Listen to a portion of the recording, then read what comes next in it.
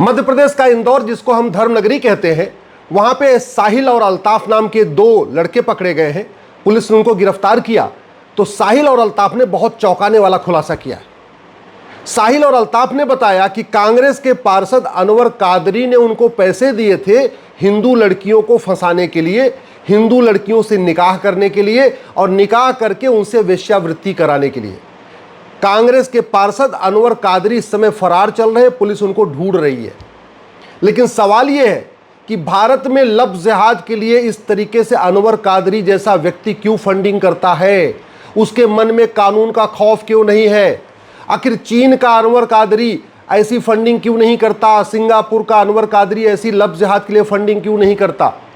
चीन और सिंगापुर के साहिल और अल्ताफ फर्जी नाम से अकाउंट बना के वहां की बेटियों को क्यों नहीं ट्रैप करते और भारत में क्यों ट्रैप कर रहे? मैं बार बार कह रहा हूं, लव जिहाद हमारे लिए बहुत बड़ा खतरा है। साल में 5 लाख बहन बेटियां गायब हो रही हैं और 5 लाख में से 3.5 लाख लव जिहाद का शिकार हो रही है।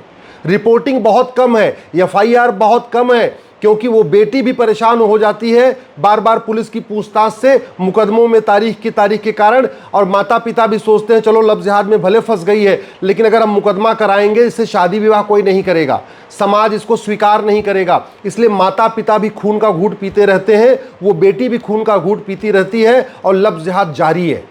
1000 बेटियां पर डे लव जिहाद का शिकार हो रही हैं और बहुत बड़ी मात्रा में फंडिंग आ रही है।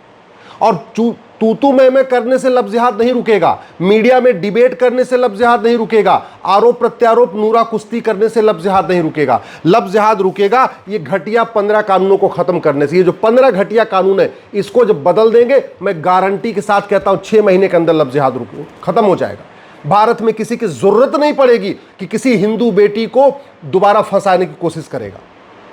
ये साहिल और अल्ताफ ने फर्जी अकाउंट बनाया फेसबुक पे और इंस्टाग्राम पे। ऐसे लाखों की संख्या में साहिल और अल्ताफ हैं जो फर्जी अकाउंट बना के बैठे हुए हैं। हम कानून बना के फर्जी अकाउंट को सीरियस क्राइम क्यों नहीं डिक्लेयर कर रहे?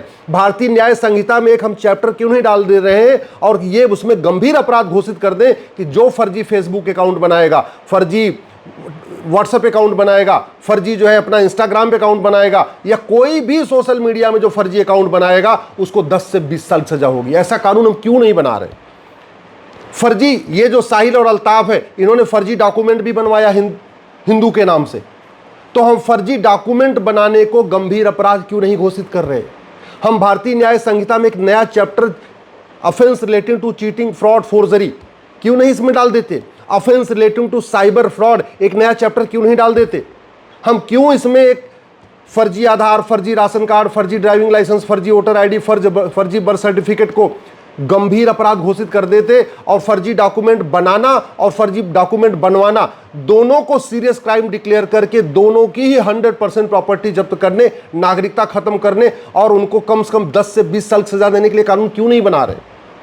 लव जिहाद गारंटी के साथ रुक जाएगा। मैं ये गारंटी लेता हूं, 6 महीने के अंदर रुक जाएगा। किसी की जरूरत नहीं पड़ेगी नाम बदलने की, किसी की जरूरत नहीं पड़ेगी फर्जी अकाउंट बनाने की, किसी की जरूरत नहीं बनेगी अपनी फर्जी पहचान दिखाने की, लेकिन कानून बदलना पड़ेगा। तू मैं से बात नहीं बनेगी। अब समय आ चुका है कि सोशल मीडिया को सीधे अकाउंट नंबर से इसको कनेक्ट किया जाए और एक व्यक्ति एक प्लेटफॉर्म पे केवल एक ही अकाउंट बना पाए और अपने असली नाम से अकाउंट बने। जिस नाम से उसका मोबाइल नंबर है उसी नाम से ही उसका फेसबुक अकाउंट होना चाहिए, उसी नाम से उसका इंस्टाग्राम अकाउंट होना चाहिए, उसी नाम से उसका ट्विटर अकाउंट होना चाहिए। और एक व्यक्ति को एक ऑपरेटर से एक ही कनेक्शन लेने की सुविधा होनी चाहिए। ऐसा नहीं कि कोई एयरटेल से 10 कनेक्शन ले ले और फिर बाद में जियो से भी 10 कनेक्शन ले ले एक व्यक्ति ना। एक ऑपरेटर से एक व्यक्ति एक कनेक्शन। जिसको 3 कनेक्शन चाहिए एक एयरटेल से ले ले, एक जियो से ले ले, एक कहीं और से ले ले। और वैसे एक प्लेटफॉर्म पे एक अकाउंट, एक व्यक्ति का एक ही अकाउंट होना चाहिए फेसबुक पे, एक ही अकाउंट होना चाहिए ट्विटर पे, एक ही अकाउंट होना चाहिए इंस्टाग्राम पे। ये व्यवस्था करनी पड़ेगी। बेटियां हमारी गायब हो रही हैं, उनके माता पिता खून के आंसू रो रहे, उनके माता पिता रो रहे हैं, किसी को बता नहीं सकते कि मेरी बेटी लव जिहाद का शिकार हो रही है। और ये जो लव जिहाद चल रहा है इसके लिए बड़ी मात्रा में फंडिंग हो रही है। तो इसको अगर रोकना है हमें हेट स्पीच को तुरंत डिफाइन करना चाहिए। इसमें एक चैप्टर डालना चाहिए offence relating to hate speech. Hate speech को डिफाइन करना जरूरी है। अजान की समीक्षा करना जरूरी है कि जो अजान में बातें कही जा रही हैं क्या वो ठीक है। क्या उससे रेडिकलाइजेशन बढ़ रहा है? क्या अजान के कारण पूरे देश में नफरत, पूरी दुनिया में नफरत फैल रही है? क्या जो अजान में बात कही जा रही है इससे हिंदुओं की धार्मिक भावना आहत नहीं हो रही है, जैन की धार्मिक भावना आहत नहीं हो रही है, बौद्ध की धार्मिक भावना आहत नहीं हो रही है? इसकी समीक्षा करना जरूरी है। अगर हम भारत को बचाना चाहते हैं, हमें एक राष्ट्रीय एकता अखंडता आयोग बनाना पड़ेगा, एक राष्ट्रीय समता समरसता आयोग बनाना पड़ेगा। जितनी भी रिलीजियस किताबें हैं, जितनी भी मजहबी किताबें हैं, इनकी समीक्षा करना पड़ेगा। ये पता करना पड़ेगा कि कोई भी मजहबी किताब, कोई भी रिलीजियस किताब जो हेट स्पीच फैलाती हो, जो नफरत फैलाती हो, जो कन्वर्जन को प्रमोट करती हो, उसको बैन करना पड़ेगा। तब भारत बचेगा। तू मैं करने से, आरोप प्रत्यारोप करने से, नूरा कुश्ती बतौलेबाजी करने से भारत नहीं बचेगा। इसलिए कह रहा हूं, अपने सांसद से जाके मिलिए। अपने क्षेत्र, आपके क्षेत्र में जो लोकसभा के सांसद हैं, राज्यसभा के सांसद हैं, उनसे जाके मिलिए और उनसे कहिए संसद में इस मुद्दे पे आवाज उठाए। लफ्ज़ जिहाद में मात्र 1% केस रिपोर्ट होता है, 1% केस में FIR होता है। बेटियां आने के लिए तैयार नहीं होती। बेटियां चाहती हैं उनका जो वीडियो बना है वो तो डिलीट हो जाए, लेकिन FIR नहीं करना चाहती। क्यों? क्योंकि पुलिस बार बार पूछताछ करने के लिए बुलाएगी। जितनी पूरी, जब तक चार्जशीट नहीं फाइल होगी, बार बार गवाही करना पड़ेगा। फिर कोर्ट में मुकदमा चलेगा 10 साल 20 साल, वहां बार बार जाना पड़ेगा गवाही देने। और जब गवाही देने जाएंगी तो सामने वाला वकील क्रॉस एग्जामिनेशन करेगा, उल्टे सीधे सवाल पूछेगा, कब मिली, क्यों ऐसे आई, क्यों बुलाने पे आ गई। दुनिया भर के, मतलब छीछा लेदर हो जाएगी। जितना उसकी बेइज्जती लफ्ज़ जिहाद से नहीं हो रही है, उससे ज़्यादा तो उस कोर्ट में हो जाएगी। रोज़ खबरें छपेंगी। तो क्या ये जो लफ्ज़ जिहाद में बेटियां शिकार हो रही हैं, इनको घर नहीं बसाना चाहिए? हम क्यों नहीं एक नार्को पॉलीग्राफ ब्रेन मैपिंग कानून बना देते कि लफ्ज़ जिहाद में फंसी बेटियों को कोर्ट नहीं आना पड़ेगा, सीधे जिसके ऊपर आरोप है उसका narco polygraph brain mapping test होगा और टेस्ट करके उसको सजा हो जाएगी। ये गवाहों के बयान, ये पूछताछ, ये क्रॉस एग्जामिनेशन, ये सिस्टम, सड़ा हुआ सिस्टम हम क्यों नहीं बदल रहे? आखिर भारत जब बर्बाद हो जाएगा तब पुलिस रिफॉर्म होगा क्या? भारत जब बर्बाद हो जाएगा तब जुडिशियल रिफॉर्म होगा क्या? भारत जब बर्बाद हो जाएगा तब एडमिनिस्ट्रेटिव रिफॉर्म होगा क्या? भारत से सारे हिंदू खत्म हो जाएंगे तब यहां पे इन चीजों पे चर्चा होगी? हम समस्या पे चर्चा कर रहे हैं, अस्थायी समाधान पे चर्चा क्यों नहीं कर रहे? भारत में जिस तरीके से ये लफ्ज़ जिहाद बढ़ रहा है, जानते हैं, ये इसके लफ्ज़ जिहाद के लिए बाकायदा ट्रेनिंग दी जा रही है। ट्रेनिंग कहाँ दी जा रही है? सबको पता है कौन से स्कूल है। क्यों हम इसको माइनॉरिटी को डिफाइन क्यों नहीं कर रहे? माइनॉरिटी का दर्जा हम क्यों नहीं खत्म कर रहे हैं सब लोगों का? सीधे इसमें कह दें भैया, भारत में जो आदमी, जिस समुदाय की टोटल संख्या 10 लाख है या 5 लाख है, वो माइनॉरिटी कहलाएगा, उसके अलावा कोई माइनॉरिटी नहीं कहलाएगा। खत्म क्यों नहीं कर रहे हैं इस कानून को? क्यों हम अल्पसंख्यक बहुसंख्यक कॉन्सेप्ट लेके बैठे हुए हैं? क्यों अल्पसंख्यक आयोग चल रहा है? क्यों अल्पसंख्यक मंत्रालय चल रहा है? क्यों मजहब के आधार पर नियम कानून चल रहा है? क्यों मजहब के आधार पर वक्फ बोर्ड, वक्फ ट्रिब्यूनल चल रहा है? क्यों मजहब के आधार पर माइनॉरिटी मिनिस्ट्री और माइनॉरिटी कमीशन चल रहा है? क्यों मजहब के आधार पर लोन वजीफा दिया जा रहा है? क्यों मजहब के आधार पर घर मकान दिया जा रहा है? ये भारत को बर्बाद कर देंगे ये कानून, तब ये कानून बदला जाएगा क्या? कौन बदलेगा इन कानूनों को? ये राइट टू एजुकेशन को हम राइट टू इक्वल एजुकेशन क्यों नहीं कर रहे? One nation one education board क्यों नहीं बना रहे? वन नेशन वन सिलेबस क्यों नहीं लागू कर देते? NCERT किताब हर जगह क्यों नहीं लागू कर देते? क्यों नहीं हम कानून को बदल देते हैं कि भाई 10वीं तक यानी 16 साल तक के सभी बच्चों का सिलेबस एक समान होगा, सभी बच्चे एक किताब पढ़ेंगे? मदरसा उदरसा क्यों नहीं बंद कर रहे हैं? भारत के संविधान मदरसा इजाजत नहीं देता।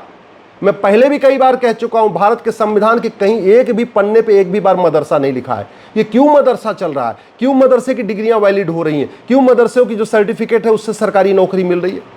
भारत को अगर बर्बाद करना है तो एक यूनिफॉर्म पुलिस कोड लागू करना पड़ेगा, पुलिस चार्टर लागू करना पड़ेगा, तब भारत बचेगा। ये 1861 वाला जो पुलिस एक्ट है ये भारत को नहीं बचा पाएगा। भारत को बचाना है तो लफ्ज़ जिहाद को राष्ट्र की सुरक्षा के लिए खतरा घोषित करना पड़ेगा और लफ्ज़ जिहादियों और उनके मददगारों पे, ये इमरान अनवर कादरी जैसे जो उनके लफ्ज़ जिहादियों के मददगार हैं, उनके ऊपर NSA लगाना पड़ेगा, तब लफ्ज़ जिहाद रुकेगा। अगर भारत को बचाना है तो लफ्ज़ जिहाद को अनलॉफुल एक्टिविटी डिक्लेयर करना पड़ेगा और लफ्ज़ जिहादियों और उनके मददगारों पर UAPA लगाना पड़ेगा। भारत को बचाना है तो लफ्ज़ जिहादियों और उनके मददगारों पर ऑर्गेनाइज क्राइम की धारा लगाना पड़ेगा, मकोका लगाना पड़ेगा, गुजकोका लगाना पड़ेगा। अगर भारत को बचाना है तो लफ्ज़ जिहादी और उनके मददगारों की नागरिकता खत्म करना पड़ेगा। ये कानून वहाँ सड़ा हुआ है, इसलिए आज तक किसी की नागरिकता जा नहीं रही है। लफ्ज़ जिहाद की जो सबसे बड़ी फंडिंग है वो भारत में जो भ्रष्टाचार है उसका वो मूल कारण है। जानते हैं, जो लफ्ज़ जिहाद से पीड़ित हैं वो माता पिता सामने आते नहीं, और जो लफ्ज़ जिहादी हैं उनके पास इतनी फंडिंग है कि बाद में वो थाने में पैसा देके और धारा कमज़ोर करा लेते हैं, गवाहों को खरीद लेते हैं। तो जब तक भ्रष्टाचार नहीं खत्म होगा लफ्ज़ जिहाद खत्म नहीं होगा। ये लव जिहादियों की फंडिंग काले धन से हो रही है और भारत में बड़ी मात्रा में काला धन पैदा हो रहा है और उसका मूल कारण है घटिया ब्लैक मनी एक्ट। भारत में लव जिहादियों की जो फंडिंग होती है हवाला के जरिए होती है और उसका मूल कारण हवाला इसलिए कारोबार चल रहा है क्योंकि हवाला विरोधी कानून हमारा महा घटिया है, महा सड़ा हुआ है। भारत में लव जिहादियों को बेनामी फंडिंग होती है।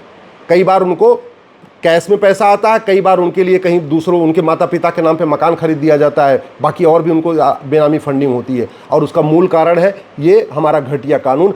हम अगर आधार प्रॉपर्टी को आधार से लिंक कर दें तो बेनामी लेन देन रुक जाएगा। लव जिहादियों को बहुत बड़ी मात्रा में विदेशों से फंडिंग आती है और विदेशों से फंडिंग कराने के लिए ही FCRA कानून कांग्रेस ने बनाया था। जब तक FCRA कानून खत्म नहीं होगा फंडिंग नहीं बंद होगी और फंडिंग नहीं बंद होगी तो लव जिहाद बंद नहीं होगा। भारत में लव जिहाद की फंडिंग ड्रग कारोबार के जरिए हो रही है। जो ड्रग कारोबार से पैसा आता है उससे जो फायदा हो रहा है, जो उससे पैसा लोग कमा रहे हैं वो बाद में चंदा दे रहे हैं, उससे फंडिंग कर रहे हैं लव जिहादियों की। तो इसलिए ड्रग कारोबार को रोकना ज़रूरी है। लव जिहादियों की फंडिंग जो वक्फ प्रॉपर्टी से पैसा कमा रहे हैं ना, वहाँ से भी फंडिंग आ रही है। लव जिहादियों की जो फंडिंग होती है वो कैश में होती है। तो जब तक हम कैश नहीं रोकेंगे तब तक लव जिहाद नहीं रुकेगा। जब तक 100 रुपए से बड़ी नोट बंद नहीं करेंगे, 5000 रुपए से महंगे सामान का कैश लेन देन बंद नहीं करेंगे, प्रॉपर्टी को आधार से लिंक नहीं करेंगे और आय से अधिक संपत्ति 100% जब्त करने, नागरिकता खत्म करने, आजीवन कारावास फांसी देने के लिए कानून नहीं बनाएंगे, जब तक झूठी गवाही को गंभीर अपराध घोषित नहीं करेंगे, लव जिहादियों का narco polygraph brain mapping test करके उनको आजीवन कारावास फांसी देने के लिए कानून नहीं बनाएंगे, तब तक लव जिहाद नहीं रुकेगा। और लव जिहाद नहीं रुका तो याद रखना, जैसे अफगानिस्तान से खत्म हो गए, पाकिस्तान से खत्म हो गए, बांग्लादेश से खत्म हो गए, कश्मीर से खत्म हो गए, भारत के 9 राज्यों से खत्म हो गए, 200 जिलों से खत्म हो गए, 1500 तहसीलों से खत्म हो गए, ऐसे पूरे देश में खत्म हो जाएंगे। और जिन नेताओं के आप भरोसे बैठे हुए हैं, ये 25 साल के बाद आपकी बेटियों को बचाने नहीं आएंगे।